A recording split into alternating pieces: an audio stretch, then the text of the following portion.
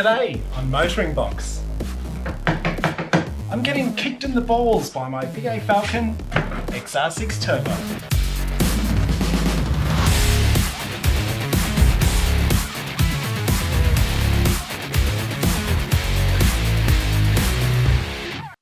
Welcome back to MotoringBox, guys. I'm Sean McKellar. This is my 2004 BA Falcon XR6 Turbo. And OG Falcon owners will know exactly what is going on here. What has happened with my car is the actuator on the rear door lock is actually broken. So you don't actually know that anything's wrong with the car unless you lock it, which I have done now. And the front door is still locked, as you can see. But unless you actually walk around your car and test your doors, you don't actually realize that you may actually have some door lock actuators that are broken, leaving your car unlocked. And what happens is, as soon as you open that door, which is faulty, the whole car just basically says, come on in, and it unlocks everything. So this is obviously a major security problem, which we need to try and fix today. But luckily, I think it's going to be an easy solution, hopefully. So this is what we're gonna do. So in all four doors, there is a door lock actuator, which basically controls the locking and unlocking of the door when you hit the button on the key fob. And what happens is, I believe anyway, in this case hopefully, is that this little cog, which has this sort of worm gear on it, I think they can actually snap in half because they are just plastic. So you can actually replace the whole actuator itself as a single unit for about 40 or 50 bucks a pop per door. Or you can take a gamble and hope that it's just this little actuator gear thing that is broken in half and is stopping your door from locking. So the cost difference for one of these is extreme. It's only a couple of bucks for this cog, as opposed to say 40 or 50 bucks for the actuator.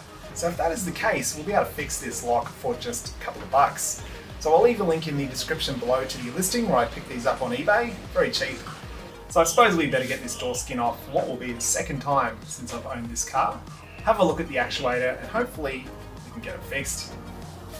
Now, I have previously said that anyone who is interested in becoming an Australian automotive YouTuber should get themselves a BA Falcon, because this car, tell you what, it just loves creating work for me. It feels like barely a week goes by that this car doesn't have something go wrong with it, requiring it to be fixed. Now, the last time I took this door skin off, it was to repair a broken door handle, and you can check the card up in the top corner of the screen if you want to have a look at that.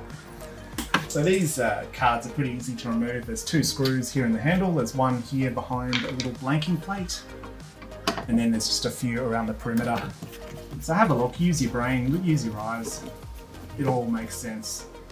You don't really need any specialized tools. Once you get them all undone, it should just unclip and pull away from the door. You need to unplug your power window connector as well, obviously. And there we go. One door skin removed. Unplug the wiring connector for your power window, and you're away. So the actuator is held in with some Torx bits. I don't know what size they are, but my little 1/4-inch Stanley socket set has a whole lot of different attachments, and one of them is a Torx in the correct size. So that makes it a little bit easier to get these all undone.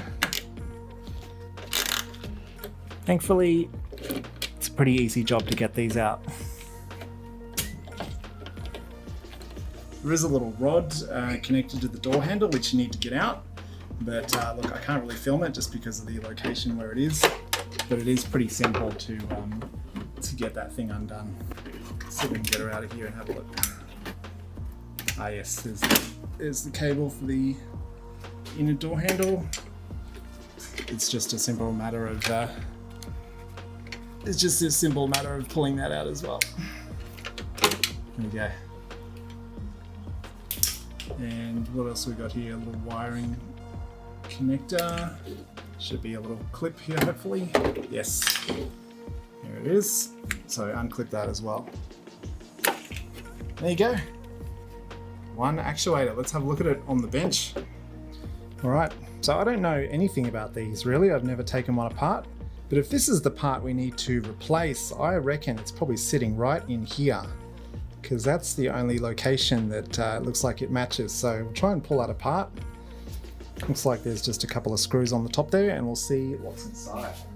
Use our big boy screwdriver because it fits. Sometimes you need a shaft which is just way oversized and just make it work. Sometimes you get some really good results. A little zip tie there, hopefully that won't be... I might have to cut that, I don't know, it's just holding the little wiring loom there. I might have to cut that out of the way if I can't get it out. Looks like it might be okay. Unless this side comes off. Hey, it's a spring just popped out too. Oh geez. Everything's just popping out. Okay. Geez, I think my existing one looks okay. So what's wrong with it? It looks like it is meant to be greased. There is a lot of grease on here already, so and on the little hole down in here as well, so it's probably going to be okay. Here's the deal, guys. It's going to be really hard for me to show you this clearly, but you've got this cog here with the worm gear on it. There is a spring which is on a little black kind of a seating, which then presses up against this little white plastic section here in the middle. There is another white plastic spring seat, and then you've got another spring which goes on here like that. And then you basically need to compress this whole arrangement and then fit it back into here.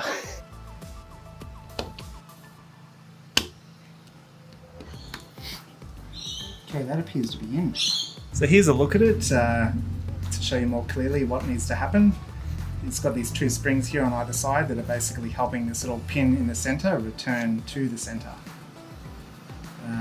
So yeah, I don't know if this was the problem, but let's get it reinstalled.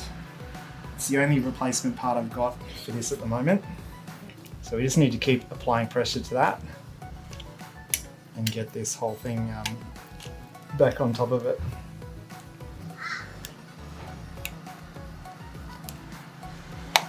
And I just got to get our excessively big screwdriver and slam those suckers back in. Even if this doesn't fix my problem, there's a fair chance that if you guys have a door on any Falcon after AU, actually it may not include FG and FGX, it's probably just AU, BA and BF. Fairly high chance it's going to be that, that gear and that cog and that worm gear which I've just replaced. Having a look at this existing shaft here, it looks fairly fine, like all the threads are undamaged and they're still fairly tall, they're not worn away. But there is this little plastic ring at the bottom here which is moving. But if we have a look at the new one, this does have sort of a lip here at the bottom of the spiral thread, and then there is a sort of an additional plastic ring which is stuck on the bottom here. So potentially this ring here may have been stuck, previously been attached here. It may have even been part of this whole piece of plastic and it may have just sort of snapped off and moved down, or at the very least it should be glued to this location here. So hopefully that was the cause of the problem. If that ring was moving into a position it shouldn't be in, maybe it was causing this whole thing to bind and not spin. Apart from that, it should all work. So let's put this back into the car and fingers crossed it solves our problem. All right, so let's get this all back into the car.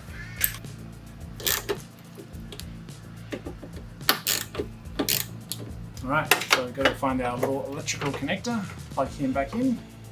There we go. And then our little rod for the door handle as well, which I can't show you very easily. You can look through the little hole here to see what you're doing. There we go, that's probably why that hole is there, because it gives you a perfect view of it. So that's reinstalled. So let's give it a try, I guess. Right guys, so we've got our key fob. We will lock the car, as confirmed by the front door handle, which we know works. But as for the rear one, this is nerve-wracking. Ah, yes. Oh my God, we've completely fixed it. You beauty.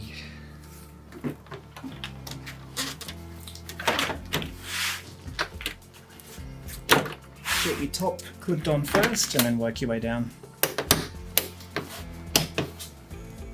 Now these last two, be very careful with them, otherwise you might have to do some bogan plastic welding if you do them up too tightly. is what happens is plastic on this handle, part which extends right into the guts of it where this screw is going in, can become fatigued. Well, when I say can, it will. It's absolutely assured. So what you want to do is not put these screws in to the ability of your strength. You want to put them in until it starts to get tough and then just stop. Don't just keep wailing on them until you can't turn them anymore, because if you do that, you're going to break those plastic mountings on the back of the handle, and then the whole handle is going to come off the door card basically, either at one end if you break one of them, or at both ends if you break both of them.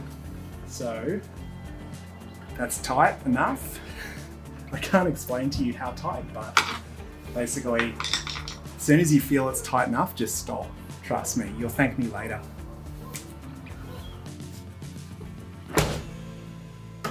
Outside one works, inside one also works. Fantastic.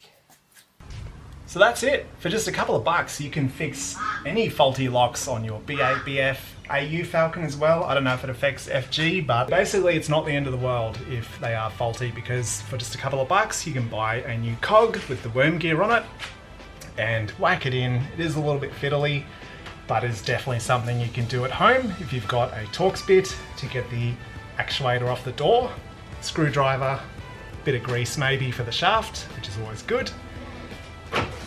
Test it one more time. She's locked. So if you haven't already, go around your entire car. When it's locked, check all the handles, because it'll most likely be on one of the other doors that you don't use all the time. And another tip, if you want to avoid this happening in the future, now that you've fixed your door, you can actually hold on your fob the lock and unlock button together. And what that does is it changes the unlock mode of your car. So by default, if you hit unlock, all 4 doors of your car will unlock. But if you do that 2-button hold, it'll basically switch it into an additional mode, which is if you just hit the unlock button once, it does your driver's door only. So by switching to that mode, you're actually saving wear and tear on all your other 3 actuators. And if you do, all you have to do then is hit the button a second time and it'll unlock the rest of the doors. So if you drive alone most of the time, I would recommend changing to that mode. And it is, like I said, just a second button press if you've got passengers who want to get in as well.